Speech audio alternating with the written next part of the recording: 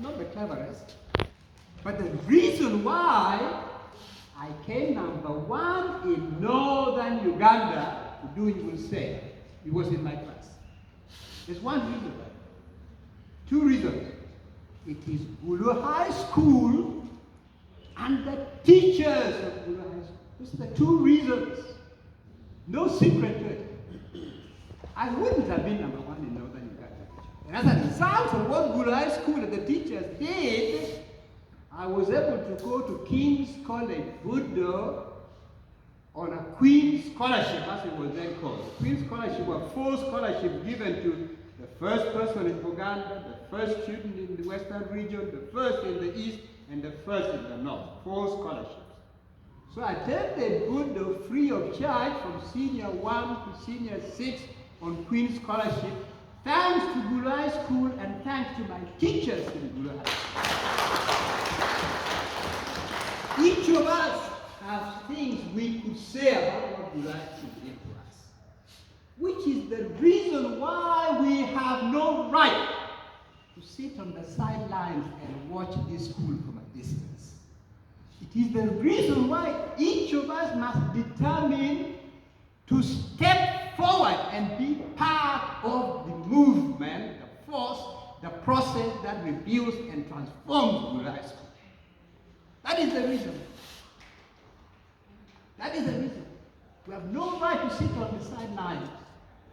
So, my dear friends, as we meet here, I think and say to myself, we heard about the challenges. There are many, and they are formidable. But you know what, Madam Head Teacher? I'm very excited. I heard of the challenges, but I'm very excited. You know why? Because in your vision and in your message, there is more promise and potential for Gulu High School than the challenges.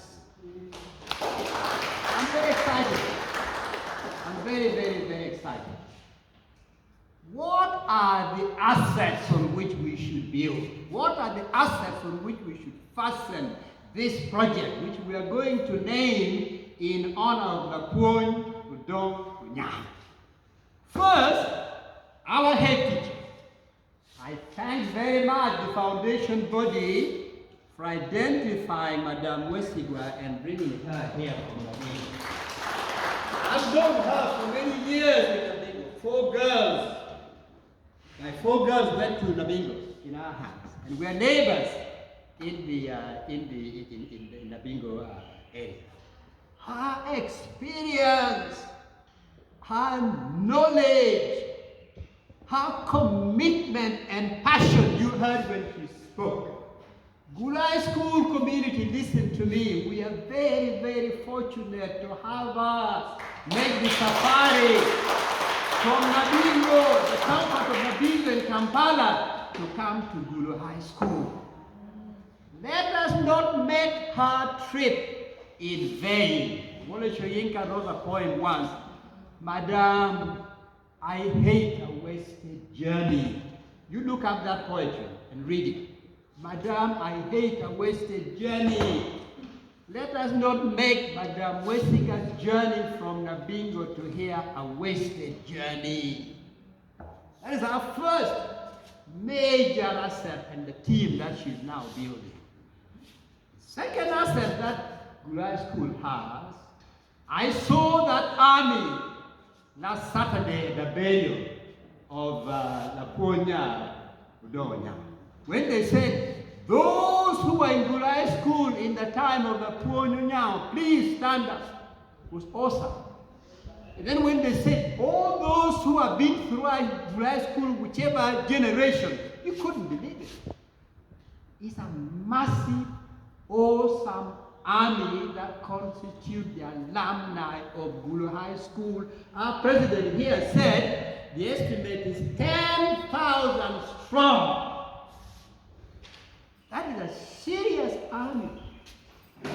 But an army is no good if it is marooned in the barracks. If the gate is locked, the enemy is coming, The battle is raging, but the army is not in the field. That is no army. And I fear right now, forgive me, the army of Gulu High School, the alumni of Gulu High School are marooned in the barracks. The gates are locked. They are having festivities. The enemy is encircling Gulu High School. We are not there in the field. We are not engaged. We are not tackling the enemy. That is what we have to change. We have that incredible asset which very few schools in the whole world can boast of. The alumni of Gulu High School. The third asset we have is the history of Gulu High School. You know what our brother Charles is working on is education centers of excellence. But Gulu High School was more than a center of excellence. Gulu High School, especially in the era of junior secondary, was the gold standard in Eastern Africa. It was more than a center of excellence. This is the place that produced 2 archbishops, for crying out loud, 2 prime ministers, a president, world-renowned writer led by Napoleon Court-Bitted, Tabando Leong from South Sudan, the first African Inspector General of Police. Today we have a deputy Inspector General of Police, but the very first African Inspector General of Police came from here. Semei Nyanzi, the iconic leader who built the infrastructure, the economic plan for Uganda as chair of UDC, was a Gulu High person in a high. Professor Odonga and others who followed, Mengo SS, King's College Budo. At the center were people like Professor Odonga. He was permanently a board member in Mengo High School in the chair. Very supportive because he went to Mengo, then went to King's College Budo. These first people, the champions that came out of here, in those days, the most renowned football players in Eastern Africa came from here. They came from Gulu High School. You heard about that team in history that went to England to play against a football team in the UK. They played barefoot because they were not used to wearing shoes. But the English have never forgotten that experience to this day. To this day. That is how Napoleon Court-Bitted went abroad. Initially didn't go on scholarship. He went to play football. He was a footballer, he was a singer, he was a dancer, all from Gulu High School. And the home just next door there. Dan's father was part of that. Alex Ojera was part of that. The bulk of that football team came from this school. This is a school of champions, for goodness sake. Champions! You heard about the heartbeat of Africa, the cultural troop that shook the world in the 1960s. It shook the world. They went all over the world. The core of the heartbeat of Africa came from Gulu High School. I could go, the teachers, all the teachers you hear of in Lango, in Acholi, in South Sudan, in Mali, the iconic teachers, the great teachers, Elisa Lacor, Lapunya Bay, Anywa, Melbourne, reputed to be the cleverest actually ever born, is reputed to be Leoben Anywa. Who was a teacher here? One of the very first books about this land was written by him. He was a teacher here. He was a teacher here in Gulu. The first person that actually learned to go to Makerere was from here. Now I ask you, with this history, with this ancestry, with this DNA, how can Gulu School go wrong? How many schools in the world can boast of a roster like this? And I'm going to touch the tip. One of the functions one of the things that, Mr. President, you should do, I've been talking about this, but it doesn't get done, is to begin compiling that roster. It will take time, it will not be easy, but we should begin compiling them systematically so we know who went through the gates of Gulu School, where they are, whether they are alive or not alive. They are part of the ancestry, the history, the DNA of this place. That is a huge asset on which we should draw, my dear friends. And then Gulu School has established as a pioneer these programs for disability. That is huge. How many schools in Uganda have even a modest program for people with disability? Very, very few schools. But Gulu School, from way back, we started in the primary school, then came to Gulu School proper. We should build on that and make sure that facilities for the disabled become the best in the whole country, that they come to Gulu School because we can take care of them. That's a big asset, not a weakness, an asset that Gulu School has. In this sub-region, Gulu School is probably the oldest school which is co-education. Among the public schools, it may be the only one that was co-educational historically. Which means that when parents are looking for an experience which mixes boys and girls, one road, Gulu High School.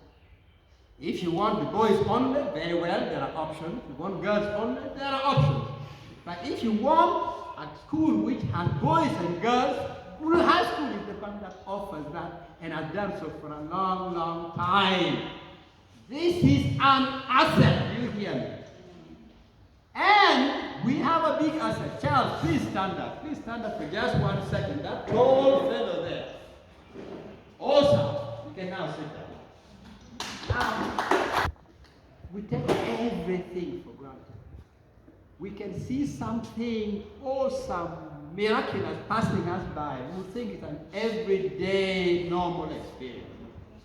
Charles is a renowned expert and consultant worldwide in reorganizing major institutions, in repositioning them, in giving them strategy to lift them up, ministries, companies, parastatals all over the world. He's in charge of Cairo all the way to Angola in Africa. They look to him everywhere. And he has decided that he wants to spend part of that asset, part of that knowledge and experience to work with the administrations of the 6 schools, to lift up these schools, to lift the level of education here. What other asset do we need? You won't get anybody from the UK, America, wherever, with more knowledge and experience than Charles or George Lamoya. So let's not take this for granted. Let's make use of this wonderful opportunity. That is an asset. Do you hear me? These, Madam Head Teacher, are some of the assets of Gulu School. That can be about a name that you didn't hear before, but I hope you'll get to hear it more. Philip Nduga. Philip Nduga. Philip Nduga. Now, and Tracy, this one. I said before, I repeat it here. What you are seeing here, that is pleasing to your eyes. What you are seeing here, which is lifting your spirit and your morale and making you think, oh, it is possible to transform this place. It is possible to change this place. Because only several months ago you had not seen the refurbishing of the building, the dormitory, the walkways, the facilities for the disabled. Most of that was done by the Subi Foundation, led by Philip Nduga and Tracy. Now,